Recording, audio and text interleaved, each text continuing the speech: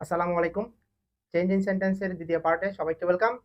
আমরা এর আগের পার্টে অ্যাফার্মেটিভ টু নেগেটিভ দেখেছিলাম। আজকের পার্টে আমরা অ্যাসার্টিভ থেকে কিভাবে ইন্টারোগেটিভে নিয়ে যাব, কিংবা ইন্টারোগেটিভ থেকে কিভাবে আমরা অ্যাসার্টিভে নিয়ে যাব সেই টপিকটা দেখব। তো আমরা ধারাবাহিকভাবে চেঞ্জ ইন সেন্টেন্স সম্পূর্ণ কমপ্লিট করব। আমি একসাথে দেখাচ্ছি না, কারণ আমি যদি তোমাদেরকে অল্প অল্প করে শেখাই, তোমরা অল্প অল্প করে মাথায় রাখতে পারবা সহজেই। তো আমরা আজকের পার্টে দেখব অ্যাসার্টিভ টু ইন্টারোগেটিভ। তোমরা ধারাবাহিকভাবে সকল ক্লাস করবা, তোমরা খাতায় নোট ডাউন করবা, এরপর আমাদের রুলস অনুযায়ী এক্সাম্পল গুলা প্র্যাকটিস করবা। আর আমি তোমাদের এমন কিছু রুলস দিব যেগুলো খুবই শর্টকাট, খুবই ইজি ওয়েতে তোমরা বুঝতে পারবা। গাইডের মতো হাবি জাবি অনেকগুলো রুলস দিব না, জাস্ট বাছাই করে করে 4 5 6টা করে রুলস দিব, বেশি দিব না। আর চেঞ্জ ইন সেন্টেন্স এমন একটা টপিক, চাইলে এই রুলস স্কিপ করা যাবে না, রুলস তোমাকে জানতেই হবে, ঠিক আছে? অনেক টপিক আছে রুলস না পড়ে কিন্তু শর্টকাটে অ্যান্সার করা যায়, কিন্তু চেঞ্জ ইন সেন্টেন্সে তোমার প্রত্যেকটা সেন্টেন্সের স্ট্রাকচার জানতে হবে। যেমন আমি যদি আরেকটু আলোচনা করি, অ্যাসার্টিভ সেন্টেন্স হচ্ছে, আমি বোর্ডে দেখিয়ে দিই, সাবজেক্ট, ভার্ব, অবজেক্ট, এটা হচ্ছে কি অ্যাসার্টিভ। আমরা মাথায় রাখবো অ্যাসার্টিভ সেন্টেন্সের স্ট্রাকচার হচ্ছে সাবজেক্ট, ভার্ব, অবজেক্ট, মানে প্রথমে সাবজেক্ট থাকে, এরপর যে কোনো ভার্ব, এরপর অবজেক্ট, এটা হচ্ছে অ্যাসার্টিভ। এরপর আমি যদি বলি ইন্টারোগেটিভ, ইন্টারোগেটিভ হচ্ছে অক্সিলারি ভার্ব অথবা কোয়েশ্চন ওয়ার্ড, ঠিক আছে? ওই যে হু, হোয়াট, হোয়েন, হোয়ার, এগুলো আর কি। তো হয়তোবা বাকি শুধু অক্সিলারি ভার্ব থাকবে অথবা কোয়েশ্চন ওয়ার্ড গুলো থাকবে। এরপর সাবজেক্ট, ভার্ব, অবজেক্ট, এরপর এভাবে একটা কোয়েশ্চন মার্ক, আর অ্যাসার্টিভ হচ্ছে ফুল স্টপ। তাহলে এটা হচ্ছে ইন্টারোগেটিভ, এটা ইন্টারোগেটিভ। আমরা মনে রাখবো অ্যাসার্টিভ হচ্ছে সাবজেক্ট, ভার্ব, অবজেক্ট। ইন্টারোগেটিভ হচ্ছে কোয়েশ্চন ওয়ার্ড বা অক্সিলারি ভার্ব দিয়ে শুরু হবে, সাবজেক্ট, মেইন ভার্ব, এরপর অবজেক্ট। এটা আসলে ক্লিয়ার। ইম্পারেটিভে সবসময় ভার্ব প্লাস অবজেক্ট, এটা হচ্ছে ইম্পারেটিভ। কারণ আমরা জানি ইম্পারেটিভ হচ্ছে কি আদেশ, অনুরোধ, নিষেধমূলক বাক্য। তো এগুলো সবসময় একটা ভার্ব দিয়ে শুরু হবে, এরপর শেষে অবজেক্ট, ফুল স্টপ। তাহলে আমরা এগুলো দেখানোর কারণ কি? কারণ চেঞ্জ করতে গেলে যাতে আমরা বুঝতে পারি, যদি আমাদের এভাবে বাক্য থাকে, অক্সিলারি ভার্ব, কোয়েশ্চন ওয়ার্ড যে কোনো একটা আছে, সাবজেক্ট আছে, ভার্ব আছে, অবজেক্ট আছে, শেষে কোয়েশ্চন মার্ক, যাতে আমরা সহজে চিনি ওই বাক্যটা হচ্ছে ইন্টারোগেটিভ। কারণ আমার বাক্য আগে চিনতে হবে, তারপর আমি চেঞ্জ করতে পারবো। আমি যদি বাক্য না চিনি, যেটা আছে সেটা, তাহলে আরেকটাতে কিভাবে নিয়ে যাব? পসিবল না। তাই দেওয়া আছে বাক্যটা কিসে জানতে হবে, এই স্ট্রাকচার মাথায় রাখলে অবশ্যই তোমরা চিনতে পারবা বাক্যটা কিসে আছে, এরপর সেটাকে আরেকটাতে নিয়ে যাবা। সাপোজ ইন্টারোগেটিভ আছে, তোমাকে ইম্পারেটিভে নিতে বলবে, তাহলে তুমি বাক্যটা দেখে বুঝছো ইন্টারোগেটিভ, এটা কি নিতে হবে ইম্পারেটিভে। ইম্পারেটিভে নিতে হলে কি করতে হবে, তোমার সেটাও জানা থাকবে, ভার্ব প্লাস অবজেক্ট করতে হবে। তো তোমার যদি স্ট্রাকচার মনে থাকে তুমি সহজে বুঝতে পারবা। তোমাকে যদি অ্যাসার্টিভে নিয়ে যেতে বলে, তাহলে তুমি বুঝতে পারবা তোমাকে অবশ্যই সাবজেক্ট ভার্ব অবজেক্ট করতে হবে। তোমাকে ইন্টারোগেটিভে নিতে বললে তোমার এই স্ট্রাকচার ফলো করতে হবে। তোমাকে ইম্পারেটিভ বললে স্ট্রাকচার, এরপর মে দিয়ে শুরু হবে সব, তারপর হচ্ছে অবজেক্ট, মানে মে দিয়ে সব অপারেটিভ শুরু হয় আমাদের, মনে থাকবে এটা। আর এক্সক্লামেটরিতে তোমরা অবশ্যই চিনো, হোয়াট অথবা হাউ থাকবে, হোয়াট অথবা হাউ আমি লিখে দিচ্ছি।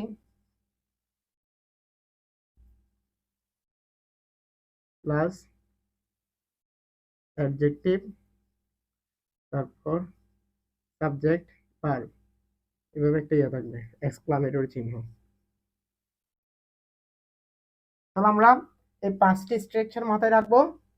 এর বাইরে আমাদের আরো 3টি রয়েছে তোমাদের এসএসসি সিলেবাসে, যদিও ডিগ্রি আর অ্যাক্টিভ প্যাসিভ মানে বয়েস, ডিগ্রি আর বয়েস আমি তোমাদের পরবর্তীতে দেখাবো, এটা তোমাদের সিলেবাসে নাই। যারা এসএসসি স্টুডেন্ট ব্যতীত রয়েছে, তোমাদের জন্য আমি বয়েস আর ডিগ্রির উপর আলাদা ক্লাস নিব।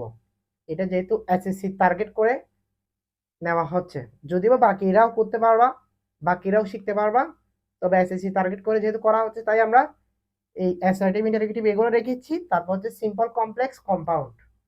সিম্পল আমরা সবাই জানি, সাবজেক্ট বা অবজেক্ট সরাসরি থাকে। কমপ্লেক্স হচ্ছে একটা কনজাংশন থাকবে, একটা কনজাংশন, এরপর আগে একটা পরে একটা বাক্য থাকবে, মানে দুইটা বাক্যকে একসাথে করা হচ্ছে কনজাংশন। আর এই কনজাংশন থাকলেই ওইটা হচ্ছে কমপ্লেক্স, ঠিক আছে। আর কম্পাউন্ড তো জানো, অ্যান্ড অর বাট, এই তিনটা দিয়ে দুই পাশে দুইটা বাক্য থাকবে, ওইগুলাই হচ্ছে কম্পাউন্ড। তো আমি মনে করি না সিম্পল কমপ্লেক্স কম্পাউন্ড এভাবে স্ট্রাকচার দিয়ে দেখাতে হবে, জাস্ট এগুলোই মনে রাখলে হবে, assertive, interrogative, imperative, objective, exclamatory. আশা করি এই পাঁচটা স্ট্রাকচার ক্লিয়ার। এবার তোমাদের অবজেক্টিভ বলে তোমরা এভাবে নিবা, এক্সক্লামেটরি বলে এভাবে নিবা, ইন্টারোগেটিভ বলে এভাবে নিবা, এগুলো সব মাথায় রাখবা। তো চলো আমরা আজকে আমাদের পার্ট টু এর যে রুলস নিয়ে, মানে যে টপিকটা নিয়ে ক্লাস নেওয়ার কথা ছিল, এই যে অ্যাসার্টিভ টু ইন্টারোগেটিভ। তো অ্যাসার্টিভ টু ইন্টারোগেটিভ মানে অ্যাসার্টিভ টু ইন্টারোগেটিভে নিতে হলে আমাদের সর্বপ্রথম যে রুলসটা ইম্পর্টেন্ট সেটা আমি তোমাদেরকে দেখাচ্ছি। অ্যাসার্টিভকে ইন্টারোগেটিভে করার সময় অক্সিলারি ভার্ব সামনে নিয়ে এসে নট না থাকলে নট নিব, নট থাকলে নিব না। তোমরা কিছুই বুঝো নাই আমি অবশ্যই জানি, তোমাদের আমি এক্সাম্পলের মাধ্যমে দেখাচ্ছি। তার আগে একটা স্ট্রাকচারটা দেখো, মানে অক্সিলারি ভার্ব নিতে হবে একটা, তারপর অ্যাসার্টিভের বাক্যটা যদি নেগেটিভে থাকে এখানে নট নিতে হবে না অক্সিলারি ভার্বের পর। যদি অ্যাসার্টিভের বাক্যটা অ্যাফার্মেটিভে থাকে এখানে অবশ্যই নট নিবা। তাও সাবজেক্ট ভার্ব অবজেক্ট নিয়ে কোয়েশ্চেন মার্ক। কিছু বুঝতে পারো দেখো তোমরা এক্সাম্পলে। যেমন আমি যদি বলি এটা হচ্ছে অ্যাসার্টিভে, কিসে অ্যাসার্টিভে, he is going to school, এই যেটা একটা অ্যাসার্টিভ, এটাকে এখন নিবা কিসে ইন্টারোগেটিভে। আর এটা অ্যাসার্টিভ যে তোমরা কিভাবে বুঝছো, এই যে সাবজেক্ট ভার্ব অবজেক্ট, ক্লিয়ার। তো এটাকে আমরা এখন কিসে নিব, ইন্টারোগেটিভে নিব। তো ইন্টারোগেটিভে নিতে হলে ওই আমি বললাম না অক্সিলারি ভার্বকে সামনে নিয়ে এসে, এই যে শুরুতে আমাদের স্ট্রাকচার অক্সিলারি ভার্ব আছে, তাই আমরা আগে কোনো কথা ছাড়াই অক্সিলারি ভার্ব দেখে সামনে নিয়ে আসবো। এই যে ইজ, ইজ সামনে নিয়ে আসলাম। এরপর নট না থাকলে নট নিব, থাকলে নিব না। আচ্ছা এখানে কি নট আছে, মানে ইজ এর পর কোনো নট আছে? আমি চাইলে স্ট্যান্ডার্ড ভাবে এটা এভাবে বলতে পারতাম, এই অ্যাসার্টিভের বাক্যটি যদি অ্যাফার্মেটিভে থাকে ইন্টারোগেটিভটা নেগেটিভে করতে হবে, আর অ্যাসার্টিভের বাক্যটা যদি নেগেটিভে থাকে ওইটা অ্যাফার্মেটিভ করতে হবে, মানে বিপরীত। তো তোমাদের সেটা বুঝতে একটু অসুবিধা হবে, তাই আমি তোমাদেরকে শর্টকাটে বলেছি নট না থাকলে নট নিব, থাকলে নিব না। তো এখানে যেহেতু নাই আমি নট নিব, তো আমি একসাথে নিই ইজেন্ট, ইজেন্ট, এরপর হচ্ছে সাবজেক্ট, অক্সিলারি ভার্ব তো নিলাম, এরপর সাবজেক্ট নিব, ইজেন্ট হি। ভার্ব সবসময় মাথায় রাখবে এখানে মেইন ভার্ব হবে, কি হবে মেইন ভার্ব, গো ইন আছে গো নিব, হি গো। এখন যেহেতু এখানে হি আছে গোইস হবে, isn't he goes to school, clear. আশা করি বুঝে গেছে, কিনা আর না বোঝার কিছু নাই। আমি আরেকটা দেখাচ্ছি,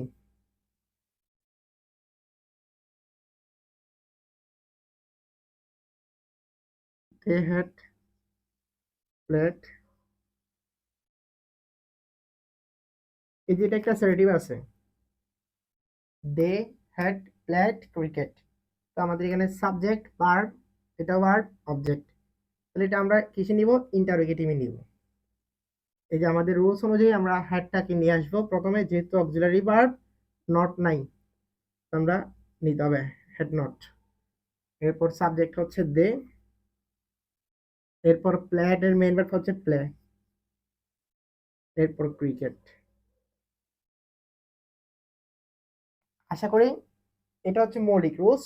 এই রুলসটা তোমরা যদি আয়ত্ত আনতে পারো তোমাদের 70% ক্লিয়ার অ্যাসার্টিভকে ইন্টারোগেটিভ করার নিয়ম। জাস্ট আর দুই তিনটা ব্যতিক্রম আছে, সেটাও দেখিয়ে দিব একটু পরে, তবে এটা অবশ্যই মাথায় রাখবো সবসময়।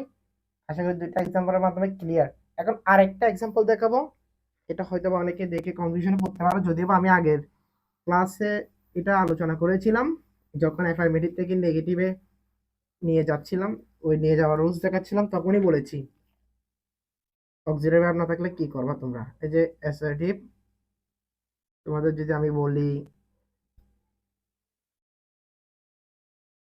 উই উইল আচ্ছা, এখানে উই উইল আমি দিয়ে দিচ্ছি অক্সিলারি ভার্ব, এটা নিব না, আমি এটা লিখি দে লোকেট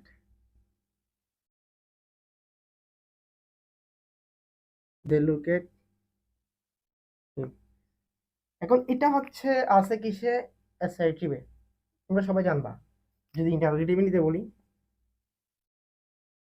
অনেকে কনফিউশনে পড়ে যাবা, স্যার আপনি বলেছেন অক্সিলারি ভার্ব নেওয়ার জন্য প্রথমে অ্যাসার্টিভ থেকে ইন্টারোগেটিভে নেওয়ার সময়, এখানে তো অক্সিলারি ভার্ব নাই, কি করবা?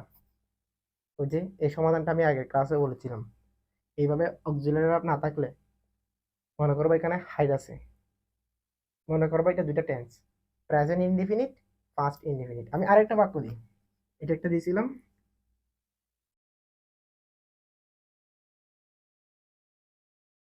হি প্লাস,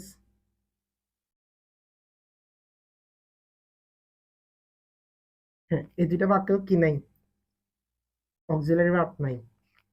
তো তোমরা কি করবা, মাথায় আনবা যে অক্সিলারি ভার্ব হাইড থাকে দুইটা টেন্সে, present tense, present indefinite tense, past indefinite tense, এই দুইটা টেন্সে অক্সিলারি ভার্ব নাই মানে হাইড থাকে।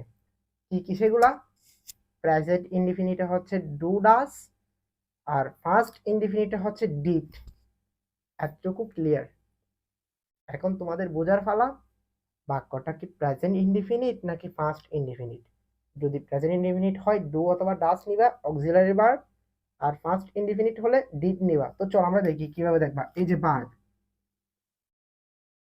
এখানে ভার্বটা ভি টু, অর্থাৎ ভার্বের ফার্স্ট ফর্ম, তার মানে এখানে আমরা অবশ্যই ডিড মনে করবো, এটা কি ডিড, মানে মনে মনে ধরে নিবার কি ডিড। তাহলে আমরা এখন এখানে হাইট আছে ডিড, যেহেতু আমরা ইন্টারোগেটিভ করতেছি ডিডটা আমাদের শুরুতে লিখতে হবে, কারণ অক্সিলারি ভার্ব যেহেতু শুরুতে লিখতে হবে। তাহলে আমরা ডিডটা কোথা থেকে বের করলাম, ওই যে আমরা টেন্স বুঝে হাইট ছিল, আমরা এখানে বের করে ফেললাম ডিড। এবার এই ডিডটাই আমরা আগে লিখবো। তাহলে বুঝে গেছো না, অক্সিলারি ভার্ব যদি হাইডও থাকে তোমরা নিয়ে আসতে পারবা ভার্ব দেখে। তো এখানে প্লাস আছে, তার মানে এটা প্রেজেন্ট ইনডিফিনিট, যেহেতু এস আছে আমরা ডো না নিয়ে ডাস নিব, এস থাকলে বা ইএস থাকলে ডাস, আর যদি শুধু এমনি বি ওয়ান থাকে ডো। তাহলে আমরা এখন ডাস নিতে হবে, ডাস নিলাম।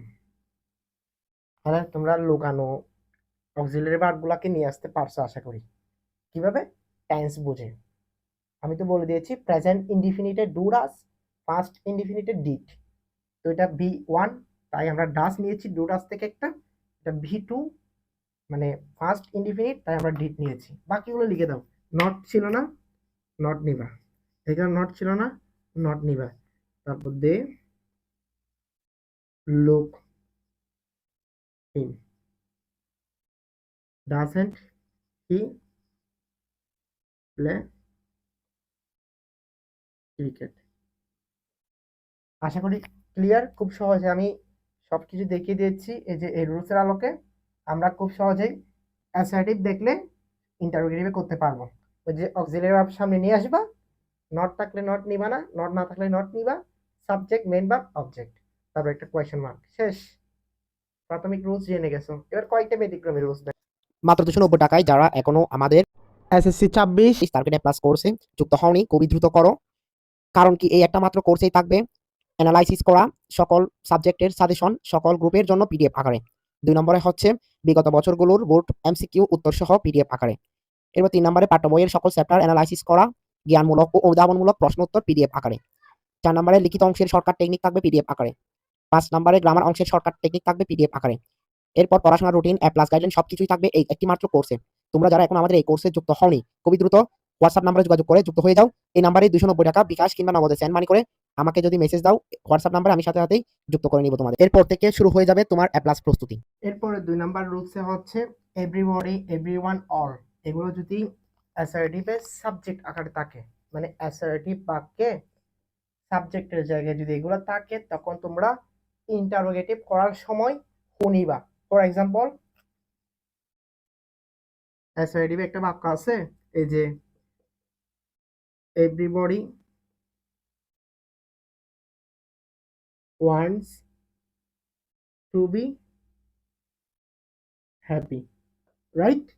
তাহলে সাবজেক্ট, ভার্ব, অবজেক্ট, আনডাউটলি বলতে পারো এটা হচ্ছে অ্যাসার্টিভ আছে, কারণ আমি অবশ্যই অ্যাসার্টিভ স্ট্রাকচার দেখিয়েছিলাম, সাবজেক্ট ভার্ব অবজেক্ট। তো এখন এটাকে নিতে হবে ইন্টারোগেটিভে, তোমার যদি বলে আর কি।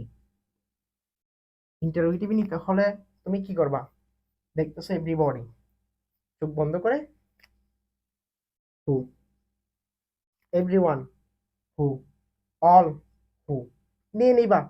তারপর বাকি কাজটা 1 নাম্বার আমরা যে রুলস দেখেছিলাম, অক্সিলারি ভার্বকে সামনে নিয়ে আসতে হয়, নট না থাকলে নট নিব, আর নট থাকলে নট নিব না, ঠিক আছে। সেম 1 নাম্বার রুলসের মতো আমরা প্রয়োগ করব। তো আমরা দেখি হু নিয়েছি, এখন এখানে অক্সিলারি ভার্ব কি আছে, হাইড করা। তো হাইড করা থাকলে 2 ধরনের হয়, প্রেজেন্ট ইনডিফিনিট, ফার্স্ট ইনডিফিনিট। ওকে, তো আমরা কিভাবে বুঝবো কোনটা, এই যে ওয়ান্স, এটা ভি1, তার মানে আমরা প্রেজেন্ট ইনডিফিনিট জেনে গিয়েছি। তো প্রেজেন্ট ইনডিফিনিটে হাইড থাকে কোন দুইটা অক্সিলারি ভার্ব, ডু, ডাজ। যদি ফার্স্ট ইনডিফিনিট হইতো শুধু ডি, এখন তো এটা ভি2 না, এটা হচ্ছে ভি1, তার মানে প্রেজেন্ট ইনডিফিনিট। তার মানে এখানে ডু অথবা ডাস লুকিয়ে আছে অক্সিলারি ভার্ব হিসেবে। আমরা কোনটা নিব, ডাস নিব, কারণ এস আছে, এস বাই এস থাকলে ডাস। তাহলে আমরা হু ডাস, যেহেতু নট নাই নট নিব। Who doesn't wants, who doesn't wants, বাকিটা এবার to be happy, question mark. খুব ইজি না, এভরিবডির জায়গায় হু নিয়েছি, বাকিটা আমাদের 1 নাম্বারের রুলসের মতো, ওই অক্সিলারি ভার্বটা নিতে হবে। এরপর সাবজেক্ট ভার্ব অবজেক্ট, এখন তো আমরা সাবজেক্ট শুরুতে নিয়ে নিয়েছি এভরিবডির জায়গায়, তাহলে আমাদেরকে আর নিতে হবে, নিতে হবে না। তাহলে হু হাইড করা অক্সিলারি ভার্ব লিখছি, নট ছিল না নট নিছি, হু doesn't wants to be happy. আমি আরেকটা কথা, আরেকটা এক্সাম্পল দিই।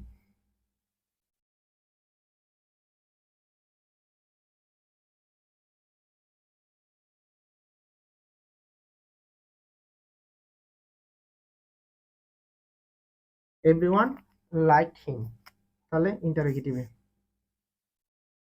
এভরিওয়ান দেখছো, এটা অবশ্যই হু নিয়ে নিবা, কোনো ডাউট নেই।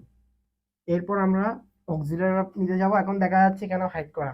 হ্যাঁ, তোমরা ভিডিও পজ করে একটু কমেন্টস করবা, পরে ভিডিও অন করে আমার সাথে মিলিয়ে নিবা, যদি কারেক্ট হয় আরো একটা কমেন্টস করবা। এই জায়গায় ভিডিও পজ, মানে ভিডিও পজ করে অক্সিলারি ভার্ব হতে পারে কি সেটা কমেন্টসে জানাবা। তো আমরা বলেছিলাম হাইড থাকলে ভার্বের দিকে চোখ দিব, ভি1 থাকলে প্রেজেন্ট ইনডিফিনিট, ভি2 থাকলে ফার্স্ট ইনডিফিনিট। দেখা যাচ্ছে লাইট, তাহলে এটা ফার্স্ট ইনডিফিনিটে, যেহেতু ফার্স্ট ইনডিফিনিট সেহেতু বলতে পারি এখানে ডিড হবে, ডিড নিয়ে নিলাম। তোমরা যারা ভিডিও পজ করে রাইট অ্যান্সার দিয়েছো তোমাদের থ্যাংক ইউ, কমেন্টসে জানাবা তোমাদের রাইট হয়েছে কিনা। হু ডিড, এখন আমাদের সাবজেক্ট নিতে হয় অক্সিলারি ভার্বের পর, কিন্তু সাবজেক্ট আমরা নিয়ে নিয়েছি, হু ডিড নিব, এরপর নট ছিল না নট নিব, হু ডিডেন্ট, এরপর লাইক নিলাম, বাকিটা হিম, কোয়েশ্চেন মার্ক।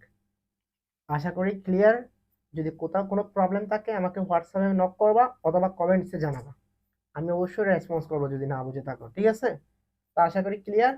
এই 3টা থাকলে হু নিব, বাকিটা আমার 1 নাম্বার রুলসের মতো, মানে অক্সিলারি ভার্ব নিতে হবে, নট থাকলে নট নিব না, না থাকলে নট নিব, মেইন ভার্ব অবজেক্ট। আশা করি এই 2 নাম্বার রুলসটাও ক্লিয়ার। এরপরে যাই, এরপর 3 নাম্বার রুলসে আমরা দেখতে পাচ্ছি অ্যাসার্টিভে তোমার যদি nobody no one none থাকে তোমরা হু নিবা। যদিও বা আমি এই এই ওয়ার্ডগুলো এর আগের রুলসে দেখালে পারতাম, মানে এর আগের রুলসে আমরা দেখেছি এভরিবডি, এভরিওয়ান, অল, এই 3টা থাকলে আমার হু নিতে হবে। ঠিক সেম এখানেও nobody no one none থাকলে হু নিতে হবে। তো আশা করি এটার উপর আমার এক্সাম্পল দেখানোর দরকার নাই, এর আগে 2 নাম্বার রুলস আমরা যেমন দেখেছি তেমনই পুরা সেম, জাস্ট ওইখানে থাকবে এভরিবডি, এভরিওয়ান, অল, আর এখানে বলতেছিলাম তোমাদের nobody none no one. এই 6টা শব্দ দেখলে তোমরা সাবজেক্টের জায়গায় হু নিবা, বাকিটা ওই যে অক্সিলারি ভার্ব, এরপর মেইন ভার্ব, এরপর অবজেক্ট, তারপর কোয়েশ্চেন মার্ক। তবে এই নেবার থাকলে এবার নিবা। এটার আমি এক্সাম্পল দেখাচ্ছি। অ্যাসার্টিভে যদি তোমার যদি থাকে আই নেভার, আমি কখনো কি, I never drink cold drink. ঠিক আছে, তাহলে এই বাক্যটা দেখেছো, এখন এটা অ্যাসার্টিভে আছে, এটাকে তোমার নেগেটিভে করতে হবে। তো যেহেতু নেভার দেখেছো, চোখ বন্ধ করে কি করবা, এই জায়গায় এবার নিবা, কি এবার। তবে এখানে কাজ শেষ না, আমার অনেক কাজ আছে, যে বাকিগুলো আর কি অক্সিলারি ভার্ব সামনে নিয়ে আসতে হবে। ওই 1 নাম্বার রুলস এর মতো, আমি তো তোমাদের বলেছি 70% কমপ্লিট 1 নাম্বার রুলস এর মাধ্যমে। এটা হচ্ছে প্রাথমিক রুলস, অক্সিলারি ভার্ব সামনে নিয়ে আসতে হয়, সাবজেক্ট ভার্ব অবজেক্ট। এটাই হচ্ছে মূলত ইন্টারোগেটিভের স্ট্রাকচার। তবে কখনো কখনো অক্সিলারি ভার্বের জায়গায় কোয়েশ্চেন ওয়ার্ডও থাকে। ঠিক আছে, তো আমরা দেখা দেখা যাচ্ছে এখানে নেভার আছে, আমরা এবার নিব, তবে অক্সিলারি ভার্বটা সামনে আসবো। এখন দেখতেছো না অক্সিলারি ভার্ব, কি করবা, ভার্বের দিকে চোখ দিবা। কারণ আমাদের তো জানা আছে, আমি একাধিকবার বলেছি অক্সিলারি ভার্ব না থাকলে আমরা ভার্বের দিকে দেখবো। বি1 হলে ডুরাস, বি2 হলে ডিড। বি1 আছে, এস বাই এস যোগ নাই, তাই আমরা ডুরাস থেকে ডিড নিব। ভি1 আছে, প্রেজেন্ট ইনডিফিনিট, তাই আমরা ডুরাস বলতেছি। কিন্তু ডুরাস থেকে কোনটা হবে, এস বাই এস থাকলে ডাস, না থাকলে ডু, তাই আমরা ডু নিই। নট নাই, আমরা নট নিব।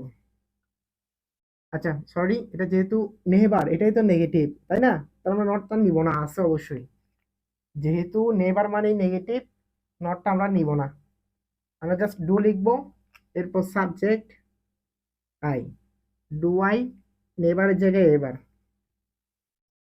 তাহলে আমরা অক্সিলারি ভার্ব হিসেবে ডু নিয়েছি, আবার বোঝাচ্ছি, অক্সিলারি ভার্ব হিসেবে ডু নিয়েছি। তাহলে আমাদের অক্সিলারি ভার্ব নেওয়া শেষ।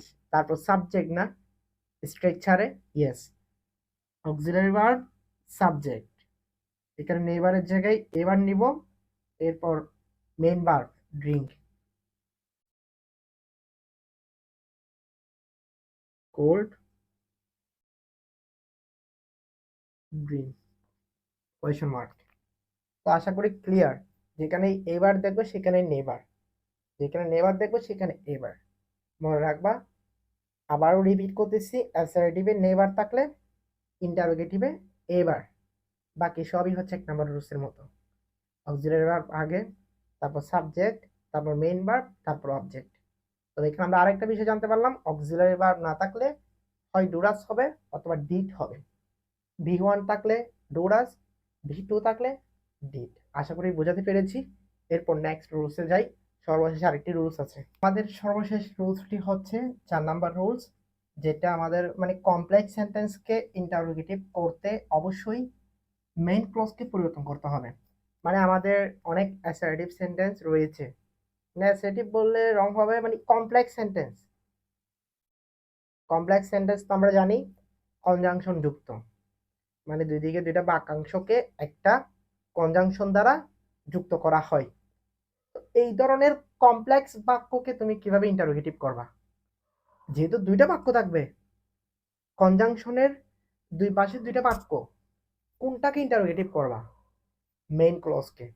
দুইটা ক্লজ থাকবে দুই দিকে, মেইন ক্লজকে ইন্টারোগেটিভের রুলস অনুযায়ী চেঞ্জ করবা। ফর এক্সাম্পল আমি দেখাচ্ছি, তারপর বুঝবা। সাপোজ অ্যাসার্টিভ রয়েছে এভাবে, she decided to go to abroad as she got visa। ঠিক আছে, তাহলে এখন অ্যাজ আছে, দুই পাশে দুইটা বাক্য আছে, বাক্যাংশ বলবো আমি। তাহলে দুই পাশে দুইটা বাক্যাংশকে কনজাংশন দ্বারা যুক্ত করেছে, as, since, when, so that, in order that, দো, অল দো, এগুলোই হচ্ছে কনজাংশন। এগুলো যুক্ত করলে দুইটা বাক্যাংশকে, সেই বাক্যটা হচ্ছে কমপ্লেক্স। এখন যেহেতু কমপ্লেক্স, এখন কিভাবে ইন্টারোগেটিভ করবা, অবশ্যই মেইন ক্লজকে চেঞ্জ করবা, আমাদের ওই 1 নাম্বারের যে রুলস বলেছিলাম সেই রুলস অনুযায়ী। এখন মেইন ক্লজ হচ্ছে এখানে সে সিদ্ধান্ত নিয়েছিল বাইরে যাওয়ার, যেহেতু সে ভিসা পেয়েছিল। তাহলে মেইন ক্লজ হচ্ছে কোনটা, ওই যে বাইরে যাওয়ার সিদ্ধান্ত নিয়েছিল। কেন এটাকে মেন ক্লজ বলতেছি, কারণ এটা হচ্ছে যেহেতু ভিসা পেয়েছিল, তাহলে ফলাফল স্বরূপ যেটা সেটাই হচ্ছে মেন ক্লজ। যেহেতু সে ভিসা পেয়েছিল, তাই সে কি বিদেশে যাওয়ার, বাইরের দেশে যাওয়ার সিদ্ধান্ত নিয়েছিল। তাহলে এটা মেন ক্লজ। এটাকে তোমরা কি করবা, ইন্টারোগেটিভের রুলস অনুযায়ী চেঞ্জ করবা। যেমন আমরা অক্সিলারি ভার্ব লিখতে হবে, এই ভাগ করি অক্সিলারি ভার্ব নাই, ভার্বের দিকে চোখ দিবা। ভার্ব হচ্ছে ফার্স্ট ফর্ম মানে ভি2, তার মানে ডিড, যেহেতু ভি2 ডিড। নট নাই, নট। সাবজেক্ট ডিসাইড, বি1 লিখবা।